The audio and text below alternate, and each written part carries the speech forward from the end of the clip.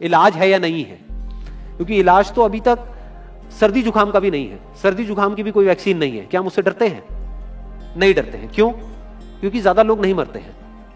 तो सबसे पहले डेथ रेट कैलकुलेट करते हैं कि एग्जैक्टली कितना है। कितने टेस्ट हुए? 40 लाख टेस्ट हुए, उसमें से 2 लाख लोगों को हुआ, तो नियर अबाउट एवरेज कितनी आई? 5%।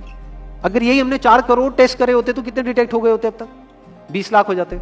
40 करोड़ करे होते तो कितने हो जाते? 2 करोड़ हो जाते। टोटल अगर कर लिए होते हमने टेस्ट 130 करोड़ का, तो कितना नंबर निकल करके आ जाता? Near about 5 crore. इसका मतलब 5 करोड़ लोगों को या तो आज की डेट में है या हो चुका है। और एक और मजे की बात यह है कि कोरोना में ऐसा नहीं है कि जिसको भी होता है उन सबके सिम्टम्स आते हैं। 80% से ज्यादा जो केसेस होते हैं वो असिम्टोमेटिक होते हैं, उनमें कोई सिम्टम्स नहीं आते हैं। यानी अगर मुझे हो गया है और मैं ठीक भी हो गया हूं तो मुझे पता तक नहीं है। वो तब मुझे पता लगेगा अगर मैं अपने एक टेस्ट कराऊंगा जिसको एंटीबॉडी टेस्ट बोलते हैं, और मेरी बॉडी में एंटीबॉडीज मिलेंगी, तब मैं कह सकता हूं कि हाँ मेरे को था और वो ठीक हो गया है। तो अभी अगर हम बेसिक सी कैलकुलेशन करें तो 5 करोड़ निकल करके आ रहा है नंबर। उसमें से डेथ कितनी हुई है? 5,800। तो 5 करोड़ में से 5,800 डेथ हुई है। पहले तो इसको कैलकुलेशन को हमको ठीक करना है। डेथ को अंडर रिपोर्ट करने का कोई तरीका नहीं है, बल्कि ओवर रिपोर्ट किया जा सकता है। ओवर रिपोर्ट कैसे? फॉर एग्जांपल आपकी बॉडी में टेस्ट हुआ, आपकी बॉडी में मिला कोरोना वायरस, लेकिन आपके अंदर पहले ही बहुत सारी प्रॉब्लम्स चली रही थी, तब भी आपकी किसी ना किसी वजह से डेथ होने ही वाली थी। बट क्योंकि ये कोरोना आया आपकी बॉडी में, इस वजह से आपकी डेथ हो गई, तो ये ट्रिगर कर गया। तो ये जो 5800 का नंबर है, ये इससे कम तो हो सकता है, इससे ज्यादा होने के चांसेस बहुत कम है। बट एक बार को हम मान लेते हैं कि इतना ही है नंबर, ना कम है ना ज्यादा है, तो कितनी परसेंटेज निकल करके आई? 5 करोड़ में से अगर 5800 डेथ्स हुई हैं तो क्या परसेंटेज निकल करके आई? Near about 0.01%। ये उससे बहुत कम है जितनी डेथ्स हमारे यहां पे होती हैं रोड एक्सीडेंट की वजह से। हर साल की अगर हम एक कैलकुलेशन देखें तो 1.5 लाख से ज्यादा डेथ हो जाती है इंडिया में रोड एक्सीडेंट्स की वजह से। हर 4 मिनट में एक डेथ होती है रोड एक्सीडेंट की वजह से। और अगर अभी आप देखोगे सड़कों पे एक बहुत ही फनी चीज नजर आ रही है। 2 व्हीलर पे जा रहे हैं, मास्क सबने लगाए हुए हैं, कभी भी नोट करना इस चीज को। हेलमेट नहीं पहने हुए, हेलमेट बहुत कम लोगों ने पहने हुए हैं। इससे हमको क्या समझ आ रहा है? क्या ये समझदारी है, बेवकूफी है? क्योंकि हेलमेट ना लगाने की वजह से उनके मरने के चांसेस उससे बहुत ज्यादा है, कई गुना ज्यादा है जितना कि कोरोना से मरने के उनके चांसेस है। तो ये डर है जो चारों तरफ फैल रहा है, और मीडिया डर को और बढ़ाता चला जा रहा है। और क्योंकि सही इंफॉर्मेशन किसी के भी पास में नहीं है, या सही कैलकुलेशन किसी के पास में नहीं है, ये जो अभी हम कर रहे हैं इसको मैथमेटिकल मॉडलिंग बोलते हैं। यानी एक डेटा को देख करके एक मॉडलिंग करी जाए और फिर समझा जाए कि एक्चुअल में जो सही डेटा है वो क्या है। ये नहीं कि लिमिटेड डेटा के बेस पे हम कोई भी कंक्लूजन ड्रॉ कर लें और उसके बेस पे डरते रहें। तो अगर इसका डेथ रेट 0.01% है तो हम सब इतना डर क्यों रहे हैं? क्या कुछ और है जिससे हमको डरना चाहिए, जिससे हम नहीं डर रहे हैं, जिसके बारे में कोई बात नहीं कर रहा है, जो इससे लाख गुना ज्यादा भयानक है? मतलब कोरोना से लाख गुना ज्यादा खतरनाक कुछ है जिससे हम नहीं डर रहे हैं और इससे हम डर रहे हैं। वो क्या है जिससे हमको डरना चाहिए? अनएम्प्लॉयमेंट। अभी पीछे कुछ आर्टिकल्स आए थे न्यूज़पेपर में जहां पे एक फिगर आई थी निकल करके, I am not too sure ये फिगर कितनी सही है कितनी नहीं है, जहां पे आया था कि 13 करोड़ लोग अनएम्प्लॉयड हो गए। इस फिगर से हमको डरना चाहिए। 13 करोड़ लोग अनएम्प्लॉयड होने का मतलब हम समझते हैं कि इसका मतलब क्या है? इसका मतलब ये, अगर इकोनॉमी पॉइंट ऑफ व्यू से देखोगे, कि ये जो 13 करोड़ लोग हैं ये अपने जो खर्चे हैं वो अब बहुत ही लिमिट में कर देंगे। जिस बंदे की नौकरी चली गई है, क्या वो जाकर के मार्केट में नए कपड़े खरीदेगा? क्या अपने बच्चों के लिए खिलौने खरीदेगा? ट्रैवल एंड टूरिज्म तो भूल ही जाओ। ऐसी और हजारों इंडस्ट्रीज हैं जिनकी धज्जियां उड़ जाएंगी क्योंकि डिमांड कम हो जाएगी ओवरऑल इकोनॉमी के लेवल पे। जब डिमांड कम होगी तो क्या करना पड़ेगा इन ब्रांड्स को, इन कंपनीज को क्या करना पड़ेगा, इन मैन्युफैक्चरर्स को क्या करना पड़ेगा? अपनी सप्लाई को कम करना पड़ेगा। जितनी उन्होंने सप्लाई कम करी, अनएम्प्लॉयमेंट और बढ़ गया। कि आज जो नंबर 13 करोड़ है वो बढ़ करके कितना हो गया? 20 करोड़। यानी पूरा का पूरा लूप बन जाएगा। इस लूप को बोलते हैं रिसेशन, जो ग्लोबली ऑलरेडी रिसेशन आ चुका है। और अगर यही रिसेशन और डीप होता चला जाए तो उसको बोलते हैं डिप्रेशन, जहां से एक इकोनॉमी को बाहर आने में 5 से 10 साल लगते हैं। तो इकोनॉमी का पहले ही बुरा हाल था, प्लस इस कोरोना की वजह से और बुरा हाल हो गया है, प्लस जो रहा सहा हमारा जो अपना डर है वो सिचुएशन को और खराब करता चला जा रहा है। और इस डर को हर कोई बढ़ा रहा है, कोई भी कम करने का काम नहीं कर रहा।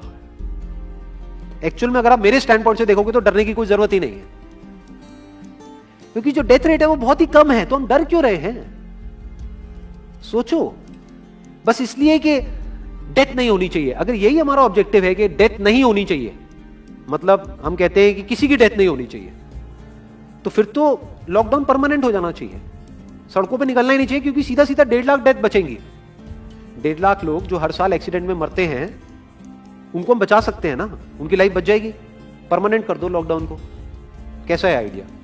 ये बिल्कुल ऐसा है जैसे मैंने एक आदमी की एक कहानी सुनी थी, उसके घर में एक चूहा घुस गया, तो उस चूहे को उसने पकड़ने की बड़ी कोशिश करी, लेकिन वो चूहे को नहीं पकड़ पाया। तो एंड में उसने क्या किया, घर पे आग लगा दी, अपने घर में आग लगा दी। उसके बाद भी चूहा तो बच करके निकल गया, घर चला गया, घर जल गया। यही हालत है इसकी, कोरोना की। इस डर को हमको खत्म करना पड़ेगा, तब जाकर के इस प्रॉब्लम का एक्चुअल में सॉल्यूशन निकलेगा, जो रियल प्रॉब्लम है। और रियल प्रॉब्लम कोरोना नहीं है। रियल प्रॉब्लम क्या है? हमारी जो इकोनॉमी है। रियल प्रॉब्लम क्या है? अनएम्प्लॉयमेंट। तो इस वीडियो के थ्रू मैं अपनी एक हम्बल रिकमेंडेशन देना चाहूंगा गवर्नमेंट ऑफ इंडिया को, या जो भी लोग एक पर्टिकुलर पोजीशन पे हैं उन लोगों को, कि हमको टेस्ट करने कम करने हैं, टेस्ट बढ़ाने नहीं है। अभी हम गलती क्या कर रहे हैं? टेस्ट बढ़ाते चले जा रहे हैं, जिसकी वजह से केसेस बढ़ते चले जा रहे हैं, जिसकी वजह से डर बढ़ता चला जा रहा है। गवर्नमेंट क्या एक क्राइटेरिया नहीं बना सकती कि जो क्रिटिकल केसेस है बस उन्हीं का टेस्ट करो, क्योंकि उन्हीं को हॉस्पिटल में एडमिट करने की जरूरत है, तो उन्हीं का टेस्ट होना चाहिए ना। जो वैसे ही ठीक हो रहे हैं, अपने आप ही ठीक हो रहे हैं, जिनको माइनर सिम्टम्स हैं और वो खुद ही ठीक हो रहे हैं, उनका टेस्ट करने की क्या जरूरत है? उससे तो पैनिक और बढ़ेगा। और अगर टेस्ट कर भी दिया तो हम करने क्या वाले हैं? उनको क्या हॉस्पिटल में एडमिट करने वाले? नहीं, घर पे क्वारंटाइन करने वाले हैं। अभी जो क्वारंटाइन वाला फंडा है, ये भी जब बेस छोटा होता है तब तो काम करता है, जब करोड़ों में हो जाता है तब काम नहीं करता है। मैं अगर एग्जांपल से समझाने की कोशिश करूं, जो मेरी थॉट प्रोसेस है उसको, इमेजिन करो एक ऐसी सिचुएशन है कि हमें घर में है और चारों तरफ से बाढ़ आई हुई है, और ये जो घर है हमारा वो ऐसा है, इसको इमेजिन करो जहां पे हजारों दरवाजे हैं। तो हम क्या करें, इसमें से एक दरवाजे को पकड़ लें और उसी को पक्का करते चले जाएं। ये है क्वारंटीन, और बाकी के हजारों खुले पड़े हैं। एक को हम पक्का करते चले जा रहे हैं, क्योंकि यहां से पानी अंदर नहीं आना चाहिए।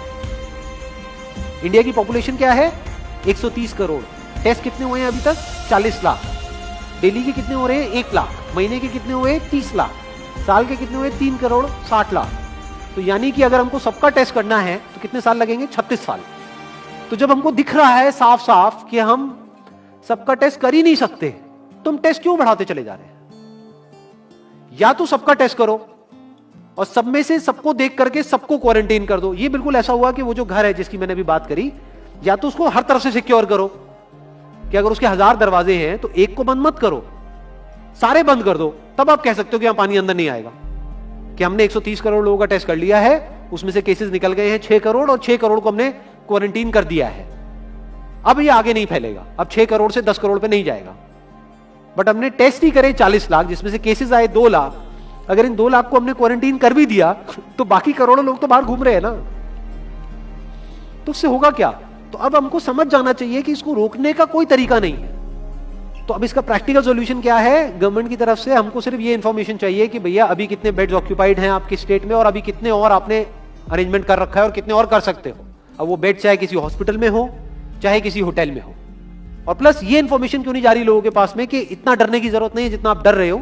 हाँ ठीक है, प्रिकॉशंस लो, सेफ्टी मेजर्स लो, सोशल डिस्टेंसिंग को मेंटेन करो, लेकिन इतना डरने की जरूरत नहीं है जितना आप लोग डर गए हो, क्योंकि डेथ रेट कम है। ये इंफॉर्मेशन जानी चाहिए अब लोगों के पास में, वक्त आ चुका है। अगर ये नहीं गई तो प्रॉब्लम सॉल्व नहीं होने वाली इकोनॉमी के लेवल पे। कॉन्फिडेंस खत्म हो चुका है, रियलिटी को हमको पहले समझना होगा। अभी प्रॉब्लम क्या हो रही है? हम कह रहे हैं कि हाँ कंस्ट्रक्शन एक्टिविटीज अलाउड है। गवर्नमेंट को क्या लग रहा है? अलाउड बोल करके सारी प्रॉब्लम सॉल्व हो जाएगी। अलाउड तो हो गई, बट मेरे जो फ्रेंड्स हैं जो कंस्ट्रक्शन इंडस्ट्री में हैं, वो बता रहे हैं कि लेबर ही नहीं है, लेबर सारी अपने गांव चली गई है। तो अब कौन कंस्ट्रक्शन करेगा वहां पे? अब ये लेबर चली तो गई है, इसको वापस कैसे बुलाओगे? मीडिया में अगर रोज ये दिखेगा कि केसेस बढ़ रहे हैं, केसेस बढ़ रहे हैं, केसेस बढ़ रहे हैं, वापस आएंगे वो लोग? 1 से लाख नहीं आएंगे। तो उनको मीडिया में क्या दिखना चाहिए, न्यूज में क्या दिखना चाहिए? कि अब ये प्रॉब्लम सॉल्व हो रही है। तो लोगों के अंदर का डर निकलना चाहिए। यानी जो भी मैंने अभी तक कहा, अगर मैं उसको सम अप करूं तो वो क्या है प्रैक्टिकली, अगर पॉइंटर्स में सॉल्यूशन देखा जाए। नंबर 1 मोस्ट इंपॉर्टेंट, टेस्ट धीरे धीरे हमको कम करने हैं, बढ़ाने नहीं है। दिन के 1 लाख टेस्ट हो रहे हैं, मैं ये नहीं कह रहा कि एकदम से 10,000 कर दो, 1 लाख के 90,000 कर दो, एटलीस्ट बढ़ाओ मत। समझ गए? 1 लाख के 1.5 लाख टेस्ट मत करो दिन के, 2 लाख मत करो, क्योंकि तब भी 36 साल लगेंगे पूरा करने में। अगर आपने स्पीड डबल भी कर दी तब भी 18 साल लगेंगे। 18 साल तक तो पता नहीं ये बीमारी कहां होगी, किसी को याद तक नहीं होगा। तो करना क्या है गवर्नमेंट को, अगर थोड़ा सा सेंसिबली चले कि टेस्ट को धीरे धीरे कम करते चले जाओ, यानी 1 लाख से 90,000 कर दो, फिर कुछ दिन बाद 80,000 कर दो, फिर 70,000 कर दो। इसकी वजह से क्या होगा, मीडिया में केसेस कम होते हुए दिखेंगे, अखबारों में केसेस कम होते हुए दिखेंगे, हर जगह पे जहां पे अभी आ रहा है कि अभी तक की सबसे बड़ी फिगर, आज तक के सबसे ज्यादा केसेस, वो सब धीरे धीरे कम हो जाएंगे। कम मीडिया में पैनिक फैलेगा, कम पैनिक फैलेगा लोगों में, धीरे धीरे लोग बाहर निकलना शुरू होंगे, जो अभी नीड ऑफ द आवर है। धीरे धीरे लोग बाहर निकलेंगे, धीरे धीरे डिमांड बढ़ेगी, धीरे धीरे लोगों में कॉन्फिडेंस आएगा, धीरे धीरे लोग जो गांव चले गए हैं वो वापस आएंगे। एक्चुअल में काम शुरू होगा, ऑन पेपर नहीं कि काम शुरू हो गया है, एक्चुअल में लोगों का काम शुरू होगा, लोगों का काम शुरू होगा, इकोनॉमी शुरू होगी। बिल्कुल ऐसा है जैसे 2 महीने के लिए आप किसी गाड़ी को बंद करके कहीं पे रख दोगे रात में, तो क्या होगा, बैटरी डाउन हो जाएगी, उसको क्या करना पड़ेगा, उसको धक्का मारना पड़ेगा। तो अभी उस धक्के की जरूरत है, जंप स्टार्ट की जरूरत है। अब जो टाइम है वो डरने का नहीं है, इस डर को खत्म करने का है, क्योंकि कोरोना ने जितने लोगों को नहीं मारा, ये डर मारने वाला है असली। तो अब इस डर को खत्म करने का टाइम आ गया है। अब हम सबको मिलकर के दिमाग ये लगाना है, ये नहीं कि डर को कैसे बढ़ाएं, बल्कि दिमाग ये लगाना है कि डर को कैसे कम करें या खत्म करें, और लोगों के कॉन्फिडेंस को कैसे वापस से लेकर के आए।